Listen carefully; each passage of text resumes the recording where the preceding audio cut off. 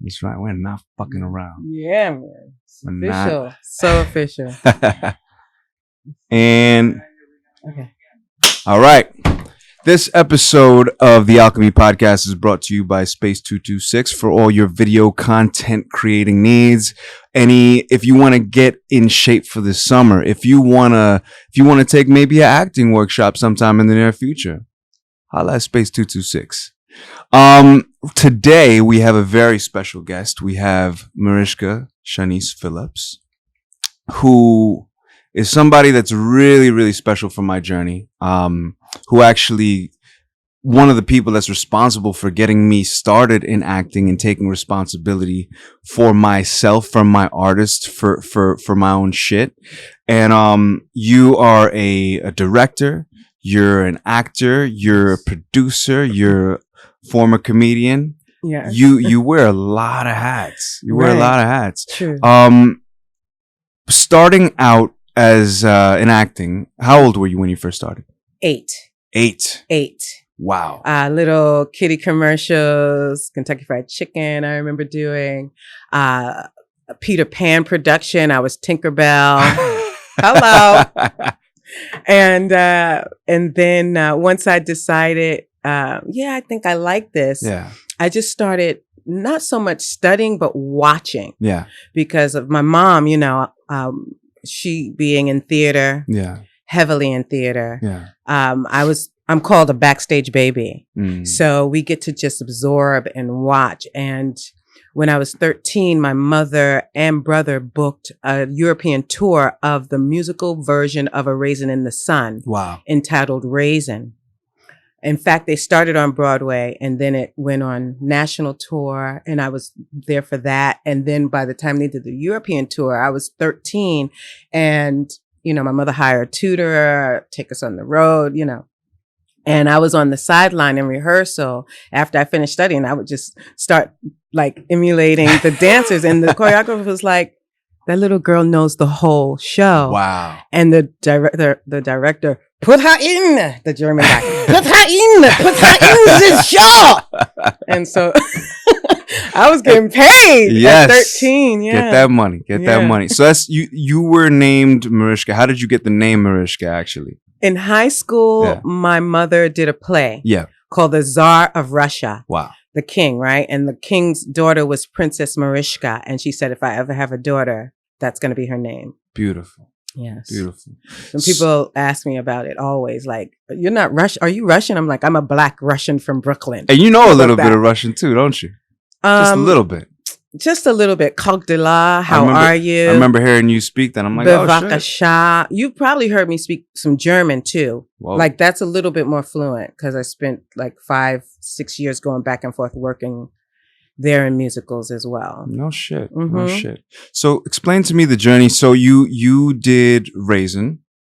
Yes. And 13. Then after that, what was the next for you after that? After that, I decided to go to dance school. When I came back, I started really I was taking like 4 classes a day when I was like 16. Wow. 4 classes a day. Like I'd finish school in Springfield Gardens High School. I was in the Performing Arts Center there as well. And I'd jump on the train, take classes, earned a scholarship at Broadway Dance Center. Under Frank Hatchett and a few other teachers that were there. Trudy Pitt for ballet and and Maurice Hines was teaching tap. And it was really a growing period. Being in the same room with Broadway dancers, it gave me, this is what I'm striving for. And I said, I'm going to take 4 classes a day until I land on Broadway. And by 19, I was on Broadway. That's what I'm talking about. Yeah. Hell yeah. So what was a bigger love for you at the time? Was it dance? Was it acting? Was acting the main love and then it was dance? And then what was it for you? Well, I found out that I can sing when I was around 10. And it didn't really take root in me. But my first profession was dance. Yeah. You know, I was in beast mode about that. And once I landed on Broadway and I knew I could sing, I was like, okay, now I'm going to take some singing lessons. So I studied with Andrew Frierson, Tom Bridwell, Carl Maltsby, just to develop my voice. Yeah. And I said, I'm gonna book and now I want to book leads. Like, I don't want to do chorus anymore. I want to book leads now that I know I could sing and dance. And that started happening. National tour, The Me Nobody Knows, Bubbling Brown Sugar, Fame the Musical was a really breakthrough musical for me. So that's how those two came together. So then what happened was I moved to LA. Yeah. My brother was there and I said I didn't want to move without a plan. And that was, by then it was 91. And I had done an episode of The Cosby Show. So I was just kind of combing credits and I found a name that I recognized. And I called him and he was the stage manager for A Different World. And I said, I want to move to LA. I don't want to come with nothing. He said, call me as soon as you land. So about a week after settling in, I said, I'm here. He said, be there at 7 a.m. on set. What's the studios we filmed at? In Studio City. Yeah. 7 a.m. on time. I got you. And so for the last 2 seasons of A Different World, I was started as extra. Then they made me play bit parts and then stand-in actor for most of the leads. Jada, Jaleesa character, the Charlie character. So that's how I was really introduced to television and watching Debbie Allen direct. I was like, wow, that's boss. I was like, I'm going to want to do that one day. So not knowing when it was going to take root, I just decided to go to LACC in the director's program. And she inspired me to do that. And so I finished that and I was like, okay, I like it. I just didn't know how to really get into it. So I just started interning with different production companies. I was a set PA, script supervisor. I did, whatever I needed to do to be on set.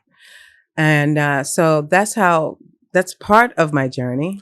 I know it's a lot. Just hungry to learn. No. I respect it though. That's great. Yeah. That's great. That's amazing. So when did you, after LA and after A Different World, when did you come back to New York? I came back to New York in 97. Yeah. In 97. And I didn't know exactly what to do. So I just started auditioning and someone told me about Susan Batson. And wait, I'm out of order. I'm a little bit out of order. 97. Oh, right. That's when I auditioned and I started going back and forth to Germany and Europe for 5 years doing musicals there. What was that like for a person of color going to? It was pretty intimidating. Yeah. I was in these meetings, cast meetings, and I was like, I don't know what the heck they're saying. And I had to sing in German. Yeah. I was singing like songs all night in German. I was like freaking out, Yeah. And I went to the producer and I said, can I please have some German lessons? He was like, das ist eine gute Idee. Yeah. And I was like, danke, damn it. And so I started learning German there. And it's a great language. And I said, I'm going to make it sexy. I don't want all of that. Yeah. I'm sorry. The harsh. The Germans out there. I didn't want the They know how it sounds. Come on, guys. Let's go.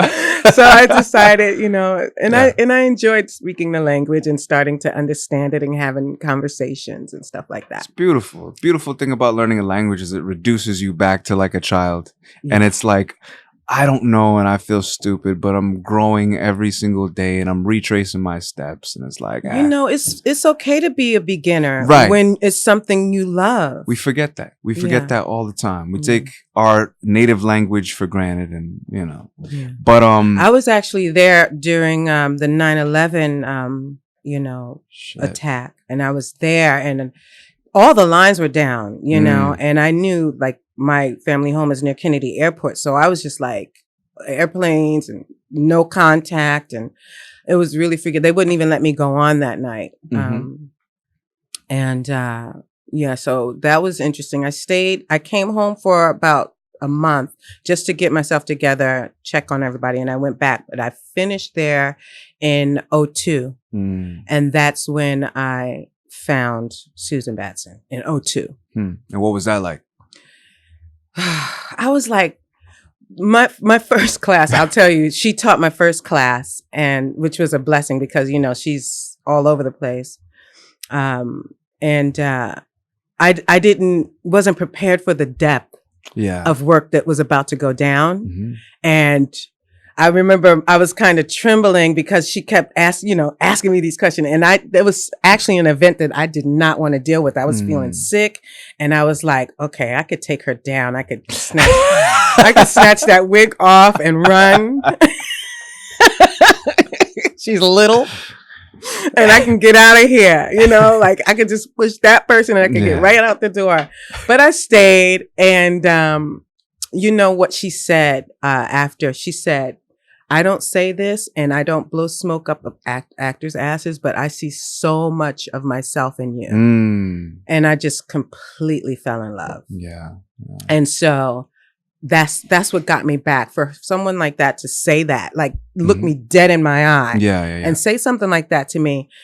She saw something I didn't see. And, you know, I wasn't even thinking about teaching at that point, but I'd say a year in, I said, I want to teach. And, I had the opportunity to be alone with her in a cab. When we were down, in, Soho, it was Soho off of Broadway and Grand. We had a studio down there. She dropped me off at Penn Station, and I said, okay, Marishka, just say it, just say it. And I said, you know, Miss Batson, I'd love to teach one day. I love watching you. I said, you just inspire me, and I love to see how you change lives. And she was quiet for a while, and I was like, son of a... I knew I shouldn't have said nothing. And she said, you know, kiddo, she said, you might not be a bad teacher.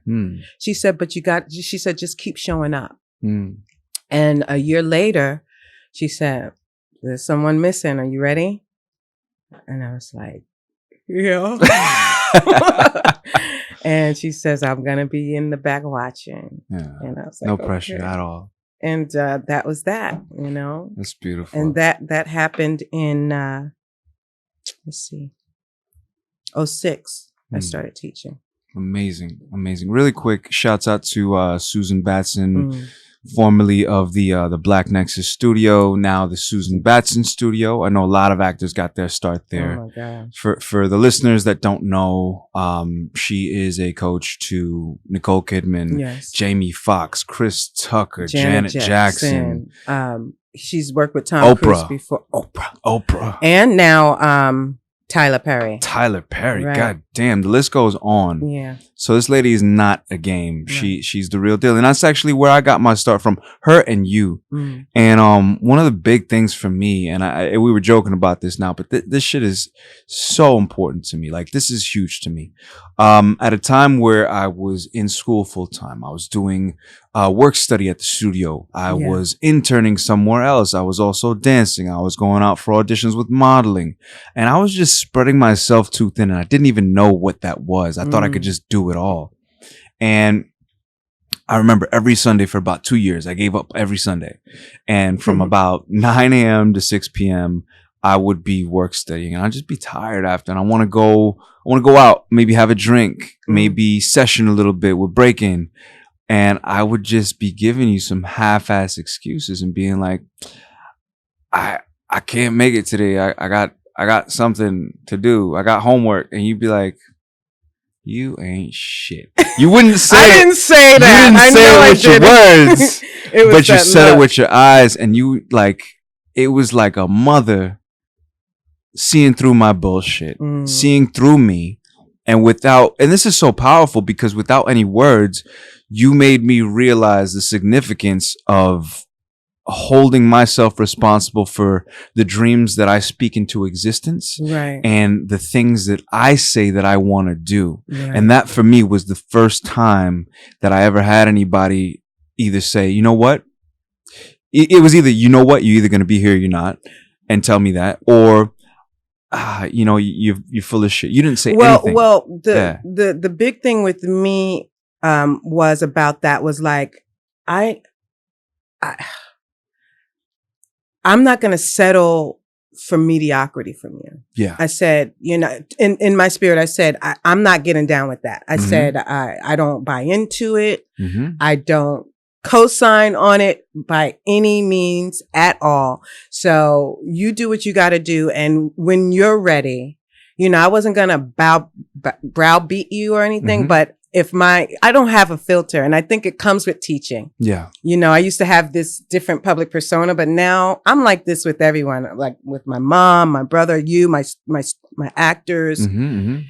I'm just straightforward, and that whatever those excuses are, I said, it was almost heartbreaking. Yeah. To me. And I was like, he's got so much, but he's not doing the damn thing. And it's like pissing me off. Yeah, and you know what too? As a teacher, it requires a lot of patience, right? It's the combination, I think, of patience and being able to inspire. That's what are the elements, the bare bones of having a great teacher. And you have that, and I feel like you have the ability to draw that from so many of your students, and I'll always love and appreciate that. Thank you. Thank you. I'm really proud of the work that we do together. Absolutely. We and my other students,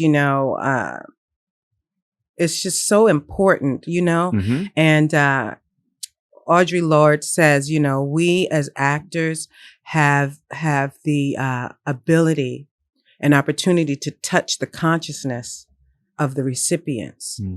And that's the depth of the work that I like to incite and bring forth out of my actors, and peculiar and bold and a little off, I think is great. I don't like safe choices. Right. Right. So you had a journey from the time that you were 8 or 9 till now, and what's been the most challenging part of that journey for you?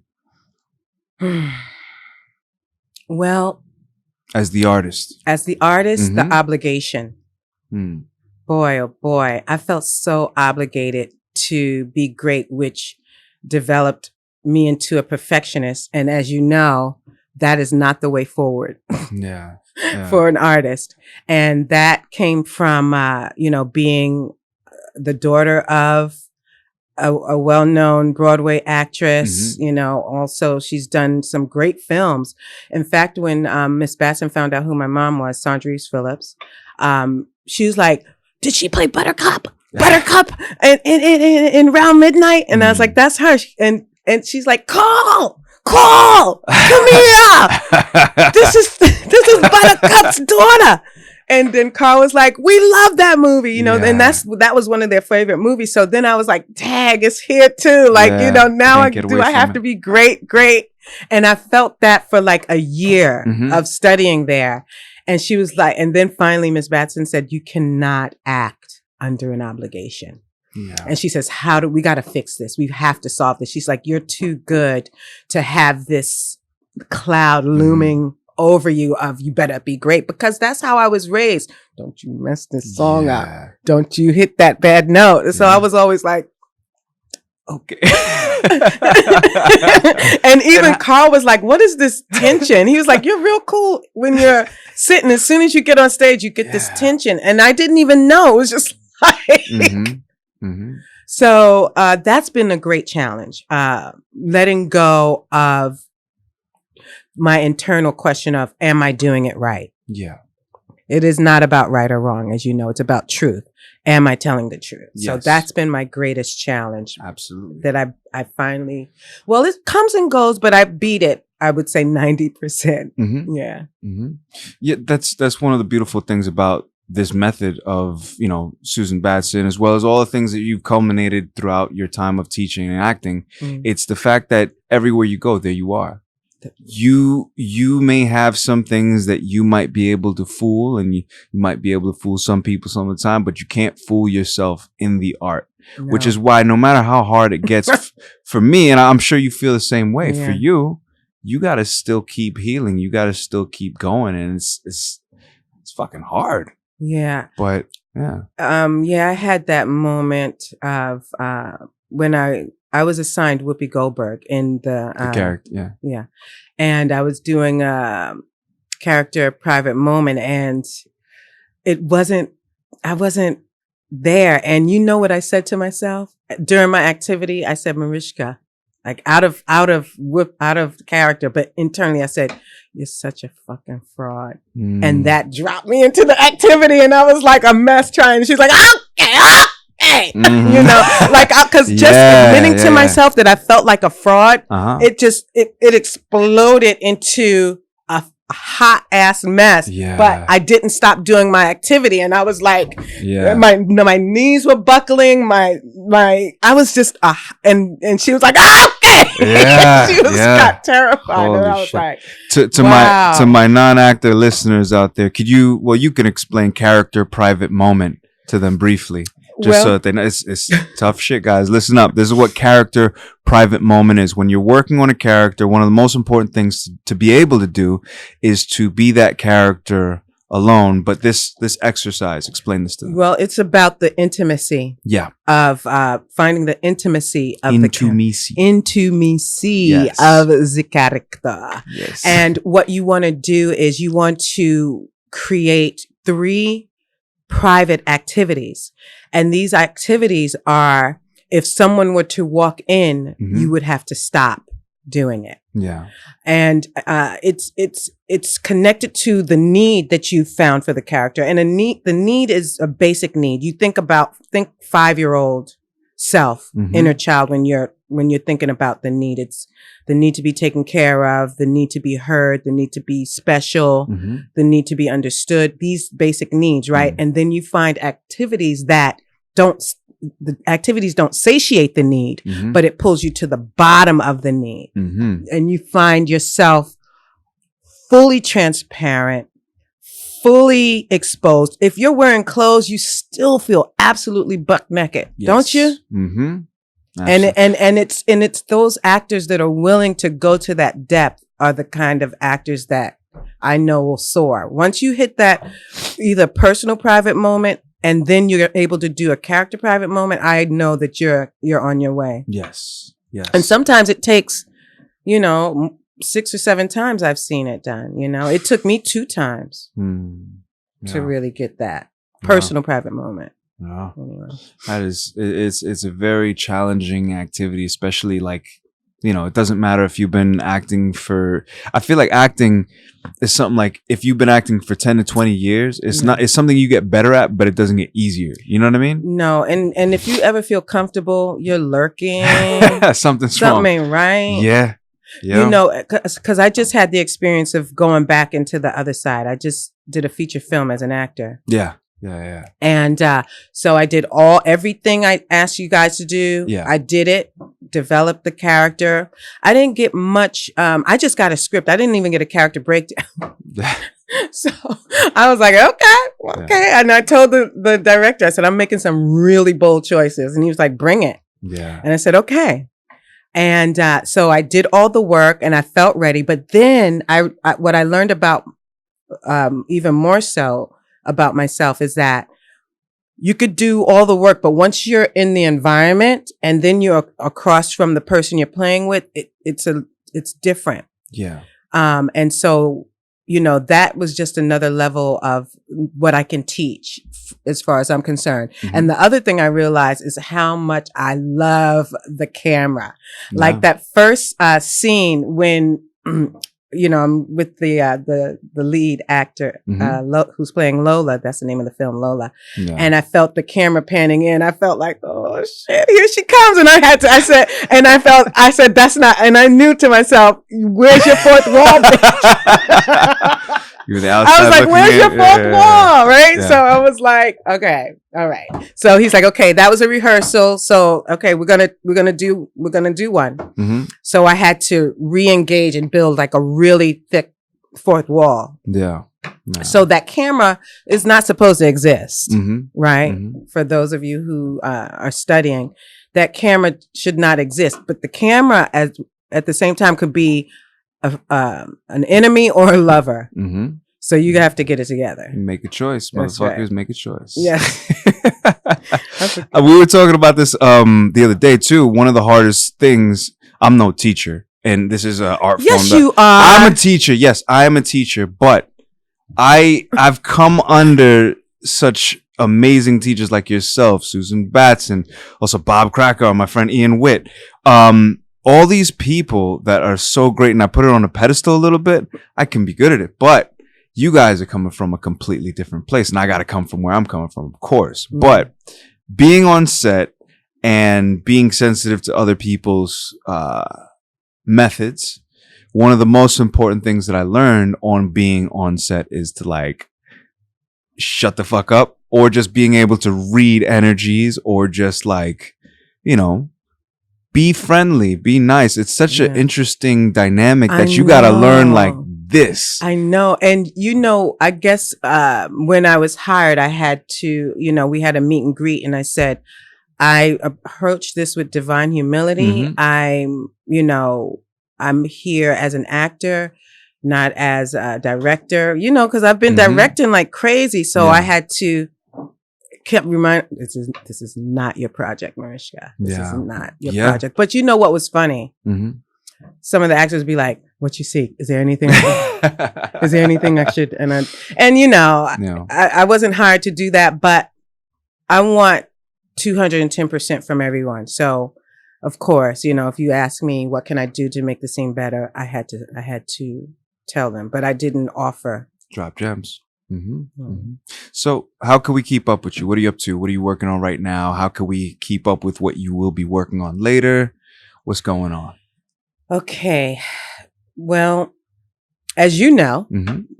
We did I Am Charlie. Yes. And you're one of the leads. Yes. One of the, and I'm still really gunning to get that made, at least the pilot, you know. Mm-hmm. I want to get that made. So I've been sending it to different people. So that they can get their eyes on it, and Debbie Allen included, because I spent a month with her on Grey's mm-hmm. Anatomy, and so you know, she allowed me to give her the script. So I don't know if she's read it yet. So we'll see what that is. And also, I'm working on a one-woman show called Down to Eartha. Mm-hmm. We're about to do a 10-show run in August, from August 7th to August 17th. Shouts out to Deidre. Deidre, yeah, she has Eartha Kitt down packed. Have you ever seen her Eartha Kitt? I did work study for her Gold Dust and for her Eartha stuff years ago. Did you see the film we did? I did not. I saw part of the film. Okay. But it was incredible. Even back then, it was incredible. So this is a whole nother story, a section of Eartha's life. So we're doing that at the Gene Frankel Theater, downtown on Bond Street. $25 per ticket. The tickets are open at Brown Paper Tickets, down to eartha.brownpapertickets.com. Gotcha. And just teaching and coaching. Great. And hopefully directing some more. Great. I have a few films that I did direct in different film festivals, so staying productive. If I'm a young and up and coming actor, how can I find out where you're teaching class next? www.marishkasphillips.com. MARISHKASPHILLIPS.com. You saw that little brain fart. Yes. Everything, my agenda is listed. Where I teach and classes and all of that stuff. You just get your Instagram and your social security and your credit card and 2 forms of ID, and then we good. Good night, son. What's your Instagram? Instagram is? Marishka Shanice. Marishka Shanice. And that's it, folks. Yes. Thank you so much for coming. I appreciate you. Thank you for having me, Sawanda. Let me just tell you how proud I am of you. Oh, thank you so much. You know, it's a lot of life going on in this world, and for an artist to stay focused and keep the grind real, it's not an easy task. So I just wanted to say congratulations on your podcast, your Netflix series, and all of the wonderful work you're doing. And thank you for being a part of my legacy. Of course. I'm honored. Follow her. She's going to do some great things very, very soon. And she's been doing great things for years. I was about to say. There it is. Thank you so much. My pleasure. Yes. God bless you.